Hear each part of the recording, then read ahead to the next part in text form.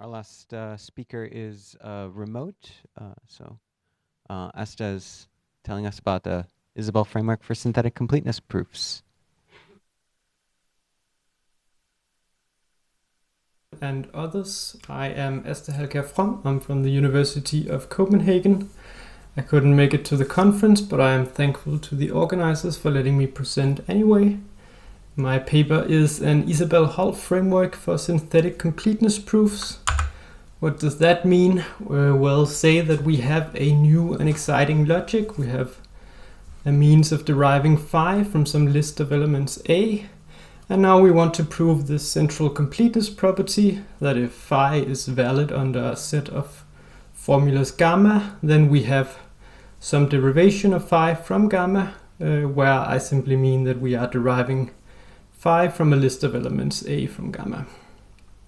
The problem is we want the computer to help us prove it, and that's where the framework comes in. The strategy that we will be encoding is the following. Assume phi is valid under gamma but has no derivation. Then you can say that the negation of phi along with gamma is consistent. It's consistent because it doesn't allow us to derive a contradiction. And when we have such a consistent set, well, then Lindenbaum's lemma gives us a way to extend it into a maximal consistent and witnessed set. This simply means that we have probably more formulas than before, but we also have all the ones that we started with. Any formula that we don't have is not included because it would be inconsistent to do so. And the witnessed part means that whenever we have an existential formula, then we also have a witness for it. Whatever existential means, we will be discussing this. Now, when we have such a maximal consistent set, we can prove a truth lemma, which says that any formula in the set is exactly in the set when the set models that formula. And now, since we have both the negation of phi and we have all of gamma in our set, that set models those formulas, but that contradicts the initial assumption that phi is valid under gamma. And so by contradiction, we must have this derivation of phi from gamma. Now, when we do this in Isabelle, what do we want? Well, we would like to prove Lindenbaum's lemma exactly once. We want to prove it in the abstract. So I'm going to assume a notion of consistency that is not concrete, but just has these three properties. We want that subsets preserve consistency. We want compactness, that inconsistencies are finite. And then we want that whatever witnesses the user adds, they preserve consistency as well. To help prove the truth lemma, we would like to know that we can sort of reflect the proof rules into our maximal consistent sets. So say we have a proof rule where we can always derive some top element, then that top element should also be in our sets, right? Finally, we would like to help guide the process of proving the truth lemma by splitting it into syntactic and semantic parts. So we will be introducing this notion of saturation, and prove that MCSs are saturated, which, for instance, for the existential operator means something like whenever we have an existentially quantified formula in our set, it's because there exists a parameter such that we have an instance with that parameter in our set as well, and vice versa. Saturated sets are going to be models, and then when you combine this, you get that MCSs are models. But the fact that saturated sets are models will be proved entirely by Isabelle HOL automation, so we've sort of factored out the part that Isabelle can deal with easily. How do you do Lindenbaum's lemma in Isabelle? Well, I started from this transfinite proof by Chang and Keisler in their model theory book. I have generalized it from first order logic. I also work in higher order logic instead of set theory, so we cannot just have a function from ordinals to enumerate our formulas, but we will see how to deal with that. I've also chosen not to expand the language, which is now a type, so whatever language the user comes with, I work with that by instead assuming that I have enough parameters available. The formalization is inspired by earlier work by Stefan Berghofer, but his proof is not does not support uncountable languages. So now say we have an abstract consistency predicate on formulas. The user comes, they say, hey, to me consistency of a set of formulas means this. Then I ask them to prove two things, that subsets of consistent sets are consistent and that inconsistent sets have an inconsistent finite subset.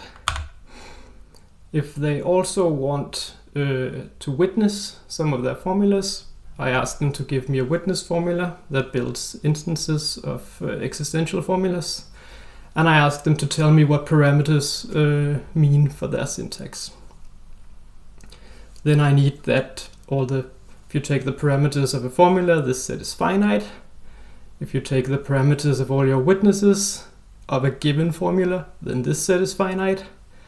And I need that given that you have infinitely many parameters available to choose from, you're going to build me some witnesses that preserve consistency.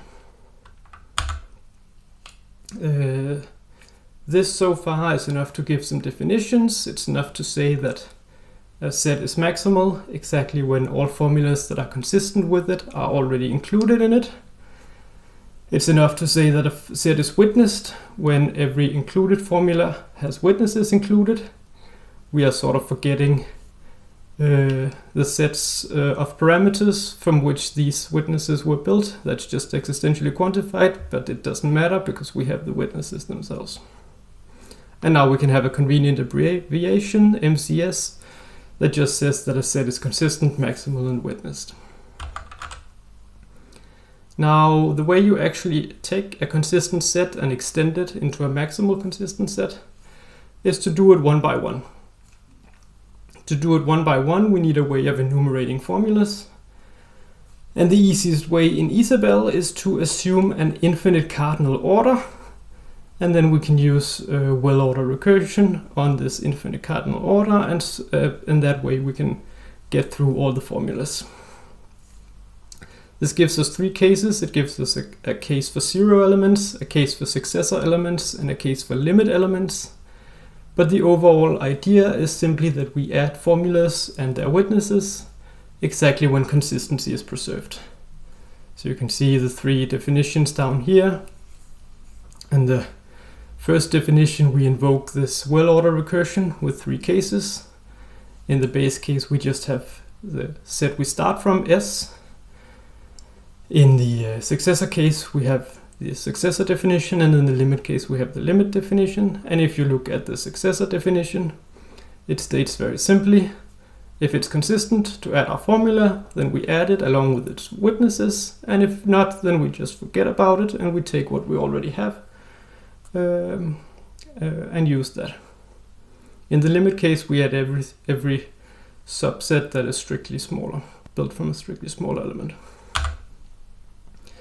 Now, if you take the union of all of these sets, so you take your initial set and you extend it for each formula, which is also now a sort of a number, you take the union of all of these, then that is your maximal consistent set. Of course, you have to prove this. The proofs in my artifact follow from Chang and Keisler's book. Again, we have this idea that inconsistencies are finite, so that helps us a lot when proving consistency.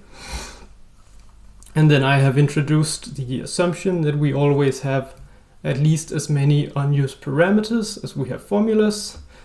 So in that way, whenever we encounter a formula we need to witness, well, then we have unused parameters to do so. And we can prove that this set is an MCS.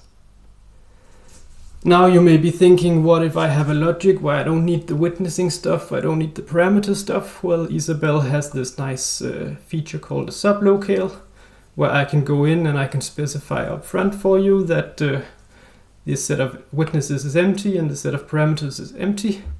And then you don't need to worry about the assumptions that deal with those. So what does this actually look like for something like a concrete proof system? Say you have a natural deduction system for first order logic. So here it's specified as an inductive predicate. And if we say that consistency means that this falsity, which is in our syntax, is underivable, no matter what list of elements we take from a set, we cannot derive falsity from it. And if we say that witnesses of existentials are just instances where we pick the parameter so that it's unused using Hilbert's choice operator, then building an MCS using the framework amounts to proving these 6 goals that the framework spits out. If you look at these, most of them are very trivial. From the way we define consistency, the consistency properties hold, the 2 first hold very simply. Finiteness also holds very simply from just the finiteness of our syntax. Only number 5, that these witnesses that we add don't destroy consistency, actually requires a little bit of proof. The last goal is simply that we have an infinite number of formulas such that we can have this infinite cardinal order on them. So now that we have our MCSs, what can we say about them? Well, so far I have deliberately kept the proof system abstract. I've only assumed a notion of consistency. But let us make some assumptions. So say we have a notion of deriving a formula from a list of formulas, that we can derive assumptions, and that we can rearrange and contract and weaken our assumptions. Say furthermore that consistency means that something is underivable. So it's not the case that we can prove everything. In a consistent set, there's something we cannot derive. This is actually enough to tell us that a formula is excluded from an MCS exactly when including it would be explosive. So including it would lead us to be able to derive everything.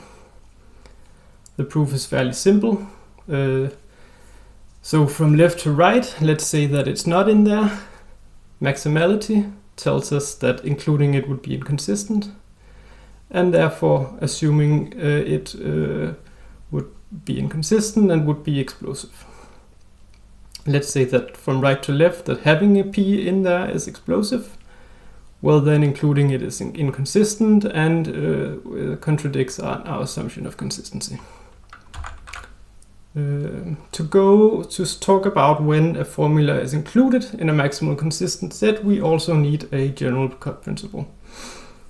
So say we can derive P from A, from P and B we can derive Q, then we can cut out the P and derive Q directly from A and B.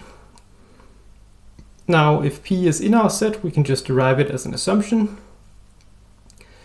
Let's say we can derive A, then we would be able to prove that, let's say we can derive P, then let the inclusion of P would follow by maximality if we can prove that P is consistent with S.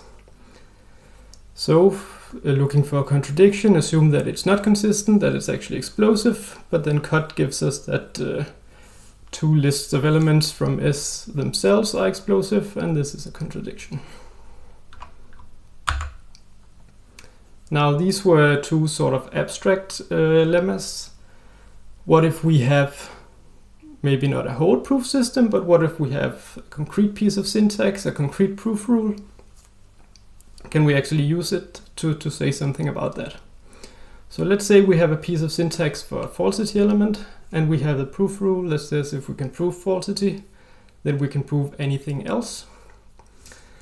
Then we can mirror this, and we can sort of move from proof system to MCS, and we can say, well, if this falsity element is in our MCS, then anything else is also in there. What you do is you assume the falsity element is in there. The presence lemma gives you a derivation of falsity. Now you're in the land of the proof system, so the elimination rule gives you a derivation of your formula P. And then you go back to the MCS world, again using the presence lemma, and you get that from the derivation that P is in your MCS. You can also have a more complicated operator, you can have negation with both an introduction and an elimination rule. And here it's easy to prove that P is in S, if and only if the negated P is not in S. The proof rule is very similar to before, but here you also need the absence lemma when you do the introduction rule.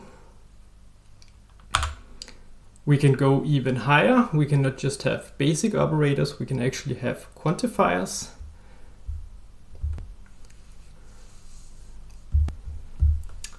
So say you have some abstract notion of what it means to existentially quantify a formula, and you have a notion of instantiating it with a concrete parameter. If you then have a correlation between this piece of syntax and your witnessing function, and you also have an introduction rule, then you can lift it to get the property that we have already looked at, which says that if an existential formula is in your MCS, well then that's exactly because you have an instance in your MCS. And here from left to right you just use the Lindenbaum construction, which adds these along the way. And from right to left you use the presence lemma and the introduction rule. So as I said, you can sort of move between proof system and MCS.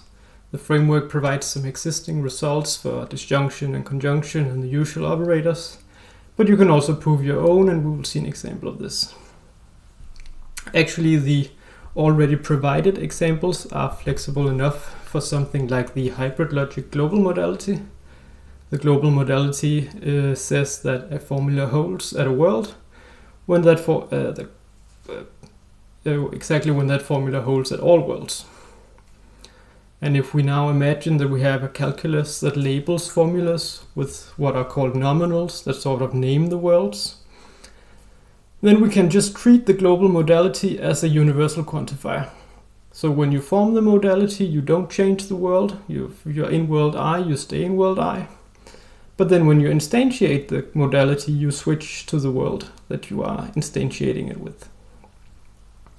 And if you supply this to the framework and you prove that you have the proof rules to support this, then reflection would give you exactly the property that you expect, which is that when you have a global modality at a world I in your set, well, that's exactly because you have the formula under the modality at all worlds in your set.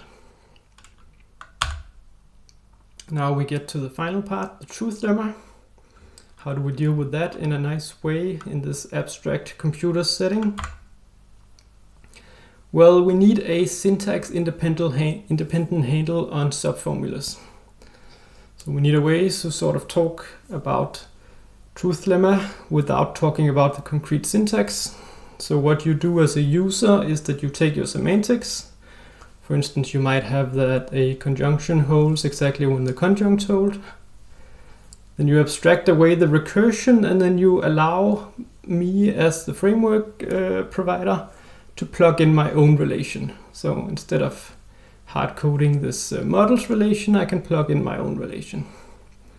But what's going to happen is that this relation is applied to the subformulas in a way that respects the semantics. It's congruent with the semantics. If we now take a relation that is parameterized by our MCS, so instead of saying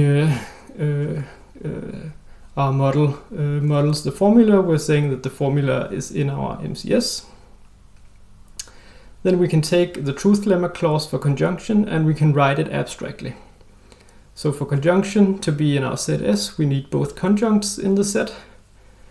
If we just write this set inclusion using our relation on both sides, then it looks very long. But then when you look on the right hand side, you can see that that's exactly what the generalized semantics would give you if you plug in our own relation. And now on the very last line, we haven't split up the conjunction, we have just used this relation and this generalized semantics, and we, by unfolding definitions, we actually get to the clause that we want.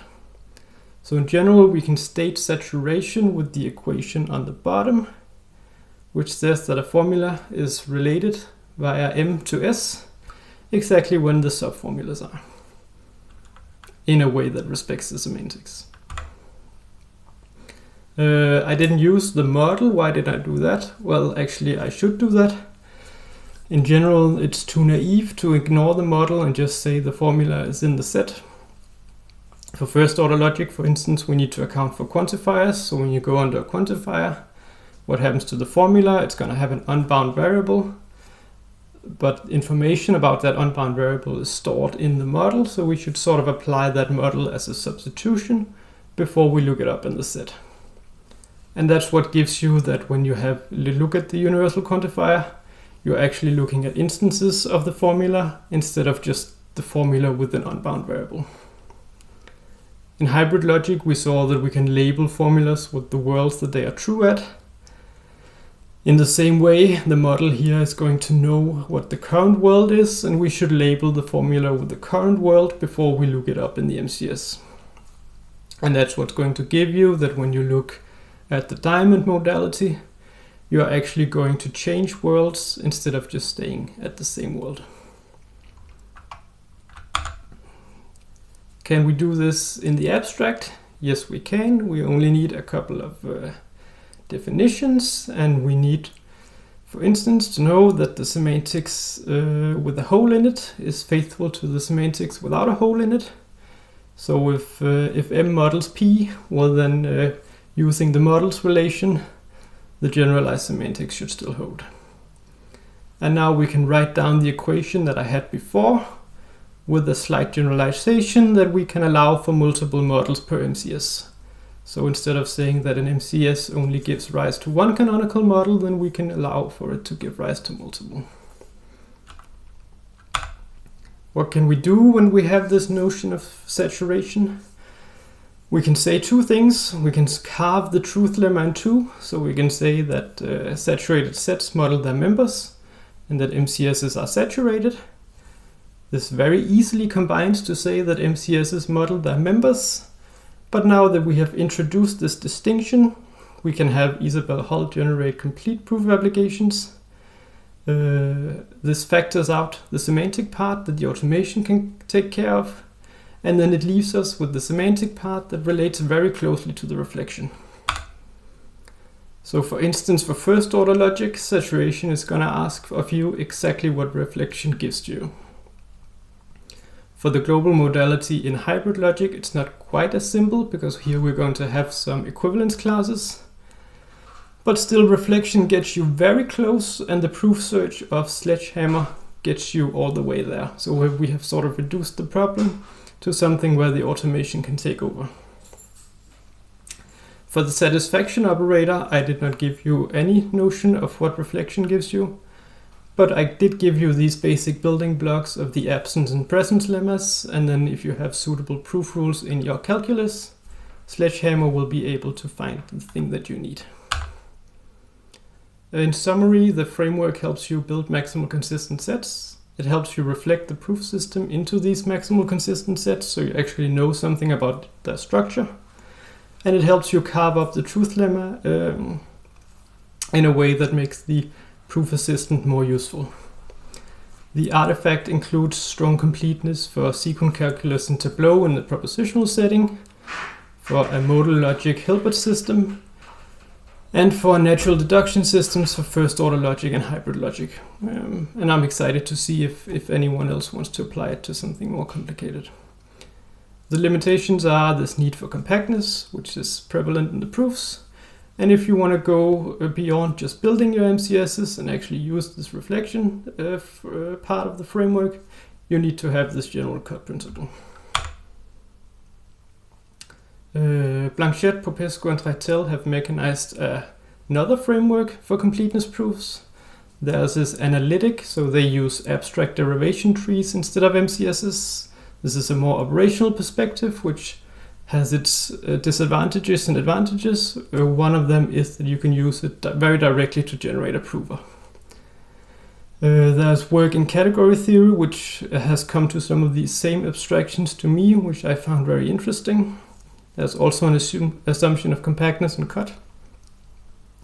And then finally, I am working on using Melvin-Fitting's consistency properties instead of this abstract notion of consistency that I have.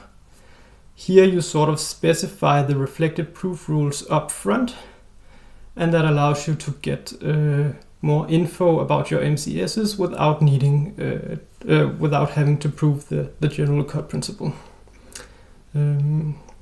My idea is to use Mullian's uniform notation to do it in the abstract. Berghofer has sort of done it for a concrete first order logic syntax. And it works very well for strong hybrid logic, so I think it will work for other things too. Here's an abridged bibliography. The Isabelle code is available on Zenodo. It's also in the archive of formal proofs if you go to the development version. Thank you for listening. Hello, ladies and gentlemen and others. I am Asta Halkjær from. Okay.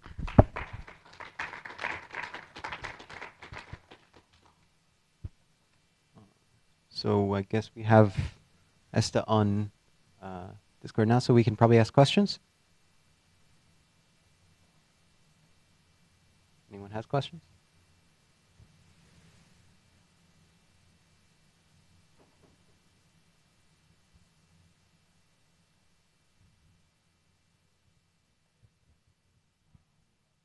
Oh, can you hear us? Yes, I can hear you.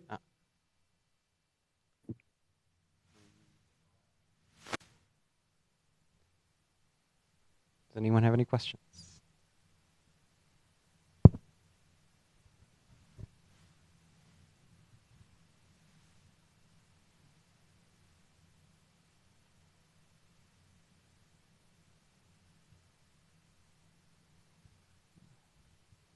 I guess, I mean, I could ask, you talked a lot about proving consistency. Does any of this help for proving soundness as well?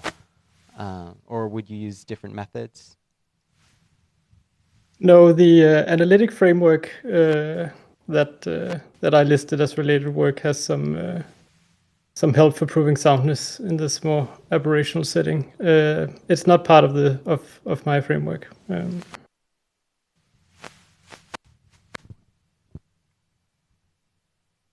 Do you think that this is like a fundamental restriction of the thing, or is it just that you hadn't got to that, or like? I heard two questions at once. Well, I was asking, is this something which is a fundamental restriction of the technique, or is this something that you hadn't gotten to? Well, in my world, soundness is one lemma of the paper, and then completeness is 15. So it's simply a matter of focus. Okay.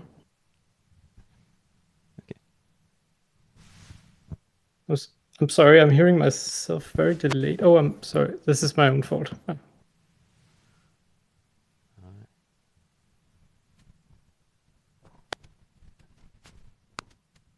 What was the other question? Sorry. I have another question, but it's probably different from the one you had before. So forgive me if I missed this in your talk, but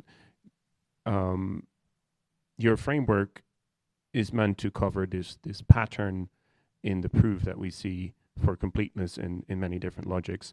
Do you like how many instantiations of this do you have currently? I think I've seen this in my limited experience. I've seen this pattern of proof for completeness being used for modal logics, for instance. So which modal logics can you cover right now? So concretely, I have system K, and I see no reason why I couldn't cover any normal modal logic. I see. So that would be a matter of just more labor, right? Yep. Okay, thank you.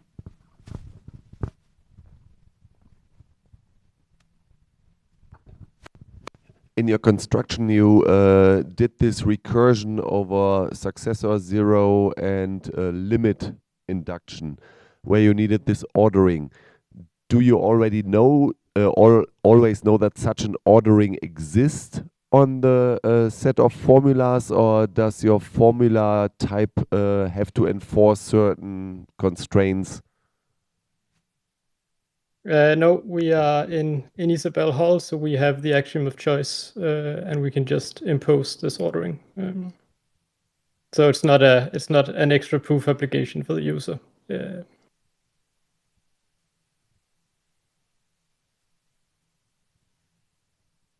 Okay. If there are no more questions, then let's thank the speakers.